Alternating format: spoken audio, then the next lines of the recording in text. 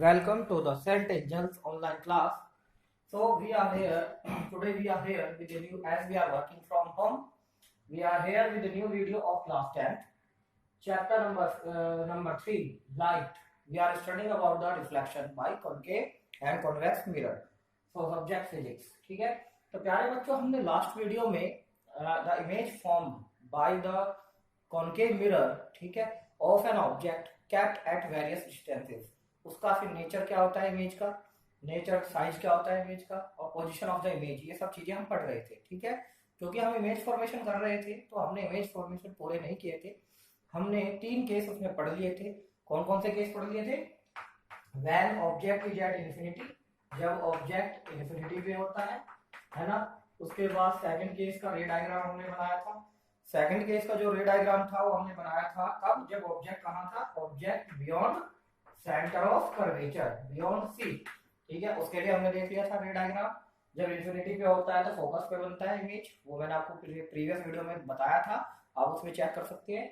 जब object centre of curvature से पीछे होता है तो इमेज रियल इन्वर्टेड बनती है. कहाँ? Between centre of curvature and focus, पीछे की तरफ इमेज हटता है और उसका साइज बढ़ता जाता है. ठीक है, थर्ड केस में मैंने आपको बता दिया था कि जब एट सेंटर ऑफ कर्वेचर पर ऑब्जेक्ट रखा होगा सेंटर ऑफ कर्वेचर पर, तब उसकी इमेज कहाँ बनती है?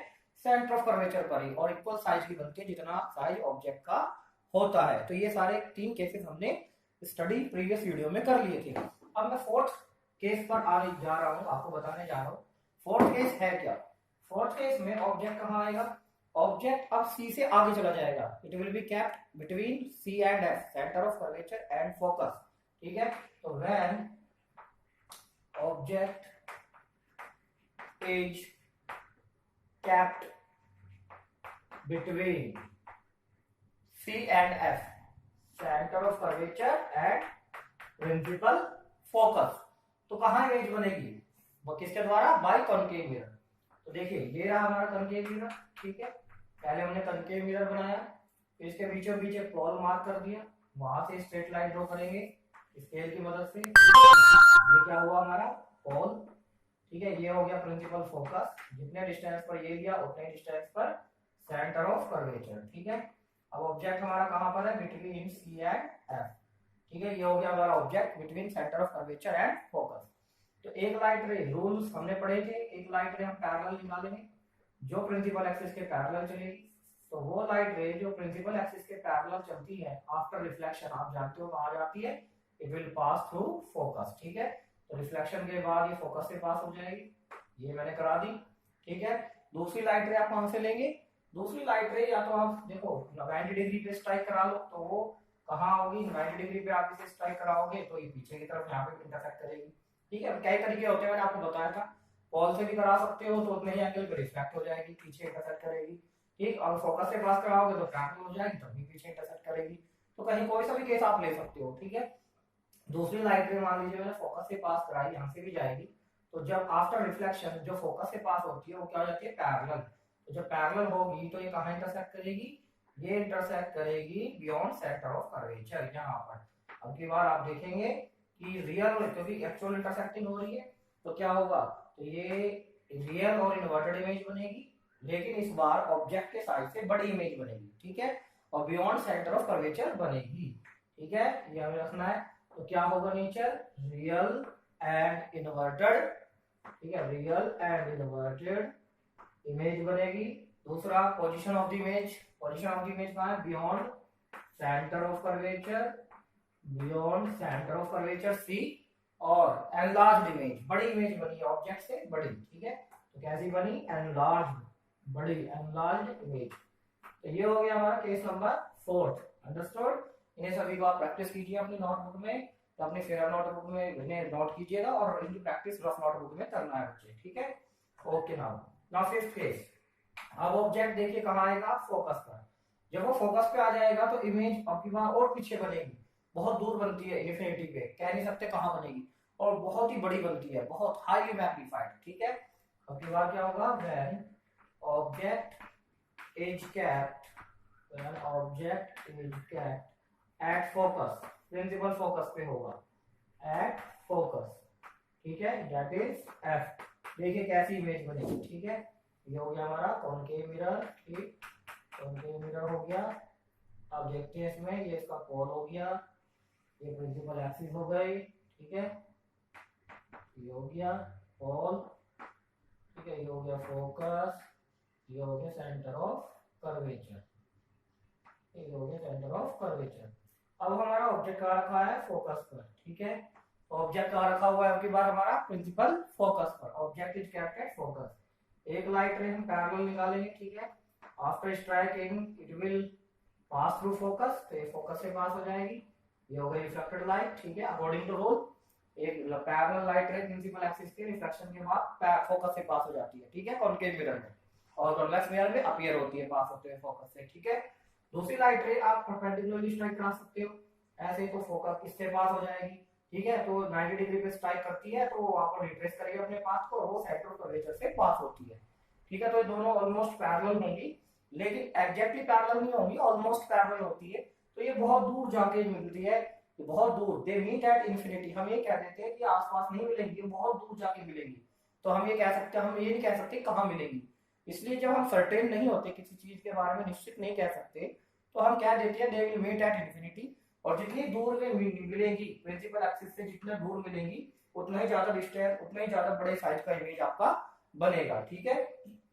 तो आप या तो हम यहाँ से कर दे, या फिर एक और तरीका है, इससे पास करा सकते हो प्रिंसिपल पोल से, और ये ठीक है, या फिर हम क्या करें कि 90 डिग्री पे ऐसे स्ट्राइक कराए इस मिरर के ऊपर, तो क्या होगा, जो कोई लाइट रे 90 डिग्री पे स्ट्राइक करती है तो it will retrace its path, तो it will retrace its path, तो ये रिट्रेस कर रही है रिफ्लेक्टेड लाइट रे, ऑलमोस्ट दोनों के दोनों पैरेलल है, तो हम ये कहेंगे they meet at infinity, meet at infinity, तो इमेज कहाँ बनेगा, इन्फिनिटी पर, ठीक है, तो इमेज बनेगा इन्फिनिटी पर।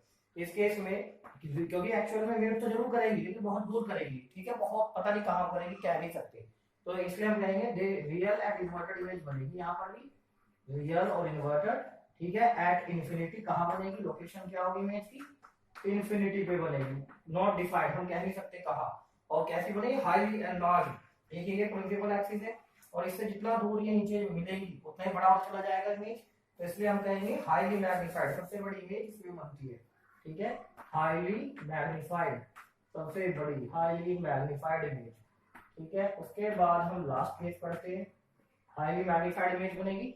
नाउ द लास्ट केस, अब इस लास्ट केस में हम देखेंगे कि जब ऑब्जेक्ट अब की बार कहाँ जाएगा, और पास आ जाएगा मिरर के, कहाँ, पोल और फोकस के बीच में, तो देखिए इस बार अलग ही तरह की कुछ इमेज बनती है, बहुत ही अनोखी बनती है, जो इसके नॉर्मल नेचर से अलग होती है, ठीक है।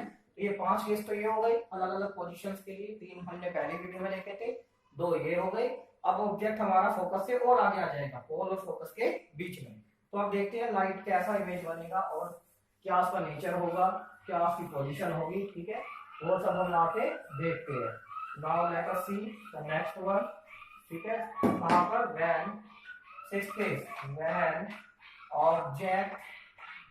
ऑब्जेक्ट इज बिटवीन, जब ऑब्जेक्ट कहाँ होगा, when object is between pole and principal focus, when object is between P and F, तो देखिए कैसी इमेज बनेगी इस बार, ठीक है। Now we will see type of image form, इसमें देखेंगे इस बार ये हमारी हो गई, ये हो गया मिरर, ठीक है, ये हमारा मिरर हो गया। नाउ ये हो गया पोल, ठीक, इसके बाद हमने ये बनाई प्रिंसिपल एक्सिस, ठीक है, यहाँ बन गया ये फोकस, ये हो गया फोकस, और ये हो गया फिर सेंटर ऑफ कर्वेचर, ठीक है।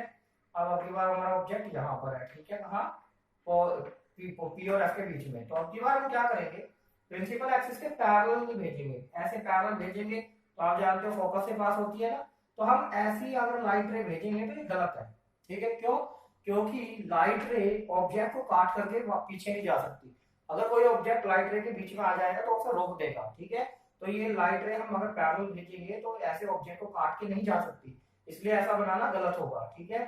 तो हम क्या करेंगे, कहाँ से भेजेंगे लाइट रे, हम लाइट रे भेजेंगे पोल पे, जब कोई लाइट रे से आएगी, ठीक है, और पोल से टकराएगी, यहाँ पे इंसिडेंट होगी, जितने एंगल पे इंसिडेंट होगी उतने एंगल पे क्या होगी, रिफ्लेक्ट हो जाएगी, ठीक है, ये हमने 4th रूल पढ़ा था इमेज फॉर्मेशन में, ये उतने एंगल पे रिफ्लेक्ट हो जाएगी, ये होगा रिफ्लेक्ट, ठीक है, तो this is our reflected ray, दूसरी लाइट रे हम कहां से ले, दूसरी लाइट रे हम लेंगे सेंटर ऑफ कर्वेचर से। देखो सेंटर ऑफ जब कोई लाइट रे, एक लाइट रे ऐसी भी होगी जैसे ऐसे निकलेगी है ना, 90 डिग्री पे इंसिडेंट होगी। कोई लाइट रे अगर 90 डिग्री पे इंसिडेंट होगी इस सरफेस पर मिरर की, तो it will pass through the centre of curvature, है ना, ऐसे जाएगी, सेंटर ऑफ कर्वेचर से पास हो जाएगी और रिट्रेस करेगी अपने इस पाथ को, है ना, ये रिट्रेस कर लिया अपने इस पाथ को, अंडरस्टूड। तो ये यहाँ पे रिट्रेस कर लिया, ठीक है, इस तरीके से, ठीक है भाई। ये सेंटर ऑफ कर्वेचर हुआ, तो ये 90 डिग्री पे इंसिडेंट हुई तो सेंटर ऑफ कर्वेचर अपने पाथ को रिट्रेस कर लिए। तो दोनों लाइट रेस कभी डाइवर्जिंग है, ये फैलती जा रही है ना, तो ये क्या होगी, आगे की तरफ तो कभी मिलेगी नहीं क्योंकि डाइवर्जिंग रेस है, ठीक है, ये आगे कभी नहीं मिलेगी। तो इनको जब ऑब्जर्वर दोनों लाइट रेस को देखेगा तो उसे लगेगा ये दोनों कहीं पीछे से आ रही है। They will appear to meet somewhere behind the mirror at a point. कैसे करेंगे हम उनको, इन दोनों रिफ्लेक्टेड लाइट रेस को जो आगे कभी मिलेगी नहीं, पीछे की तरफ एक्सटेंड करेंगे, ठीक है। जब हम पीछे की तरफ एक्सटेंड करेंगे इस तरीके से, तो आप देखेंगे कहीं ना कहीं पीछे की तरफ ही जाके मिलेंगी, ठीक है। इन्हें इस तरह से एक्सटेंड कर देंगे, ऐसे ऐसे इस तरह से इन्हें ज्वाइन कर देंगे, तो आप देखेंगे ये यहाँ जाके कहीं मिल जाएंगे, ठीक है। इस तरह से ये दोनों यहाँ पर जाके कहीं पीछे की तरफ जहां इंटरसेक्ट करेंगी वहां क्या बनेगा हमारा, वहां बन जाएगा ये वर्चुअल और इरेक्ट इमेज। वहां कैसा बनेगा, पीछे बन रहा है ना मिरर के, इसे बोलते हैं वर्चुअल इरेक्ट, सीधा बना हुआ है, और मैग्नीफाइड इमेज, ऑब्जेक्ट से बड़ा ही बनेगा, ठीक है। इस केस में ये दोनों लाइट रेस क्या होती है, आगे कभी इंटरसेक्ट नहीं करेगी, इसलिए रियल इमेज नहीं बनेगा। लेकिन ऑब्जर्वर जब इन दोनों लाइट रेस को देखता है, उसे लगता है कि ये दोनों लाइट रेस के पीछे की तरफ, मिरर से पीछे की तरफ कहीं किसी पॉइंट से आ रही है, ठीक है, और वे दोनों अपीयर होंगी इंटरसेक्ट करते हुए at a point somewhere behind the mirror. तो जहां वो अपीयर होंगी मीट करते हुए, वहीं पे इमेज बनेगा इस ऑब्जेक्ट का, विच इज वर्चुअल, क्योंकि बिहाइंड द मिरर है, इरेक्ट है, सीधा है, और एनलार्ज मैग्नीफाइड इमेज है, ठीक है। तो ये थोड़ा स्पेशल केस है इसके कॉनकेव मिरर में, अदरवाइज सारे केस में रियल कन्वर्टेड बनाता है, अंडरस्टूड। तो यहाँ पे इमेजर जो होगा वो होगा वर्चुअल एंड इरेक्ट, ठीक है, virtual and behind the mirror, erect मतलब सीधा। और ये क्या होगा, लोकेशन क्या होगी इमेज की, बिहाइंड द मिरर, मिरर के पीछे होगा, ठीक है, और साइज क्या होगा, मैग्नीफाइड, बड़ा इमेज बनेगा, ठीक है, magnified image will be form. तो ये सारे 6 केसेस हुए हमारे किसके, कॉनकेव मिरर के। आई थिंक आपको ये समझ में आया होगा, और अगली वीडियो में हम डिस्कस करेंगे और भी, अगली वीडियो में हम डिस्कस करेंगे कॉन्वेक्स मिरर के रे डायग्राम। तब तक आप इनकी अच्छी तरह से प्रैक्टिस कीजिए। Thank you very much.